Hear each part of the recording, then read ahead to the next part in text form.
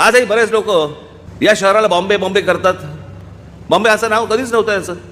मला हे गोष्ट कळत नाही, एकाच वेळेला सुप्रीम कोर्टाने दोन शहरांची नावं, जी मूळ नावं आहेत ती मूळ नावं कायम केली. ते एक शहर होतं मुंबई आणि दुसरं शहर होतं मद्रास, ज्याचं नाव केलं चेन्नई. सगळ्यांच्या तोंडात चेन्नई पटकन बसलं रे. मुंबई बोलताना कसली लाज वाटते. बरं, या मुंबईचं सगळ्यात महत्त्वाचं, हे मुंबई काय आहे हे एकदा जर समजा, मला असं वाटतं सगळ्यांनी नीट समजून घेतलं पाहिजे की ह्या शहरामध्ये फक्त 7 आयलँड्स होती, बेटं होती, बेटं ती नंतर जोडली गेली. आणि या 7 बेटांवरती एक मंदिर होतं, ते होतं मुंबादेवीचं. आणि मराठी माणूस देवीला आई म्हणतो. आणि म्हणून ज्याला ते लोक दर्शनाला ज्यावेळेला जायचे, कुठे गेला होतास, मुंबईला गेलो होतो. म्हणून या शहराचं नाव मुंबई आहे, जे प्राचीन नाव आहे. एका देवीवरनं आलेलं नाव आहे. नंतर हे सगळे ब्रिटिश सगळे हे नंतर आले. ते काय बोलले हे तुम्ही बोलताय आता, बॉम्बे बॉम्बे करताय. काही उत्तर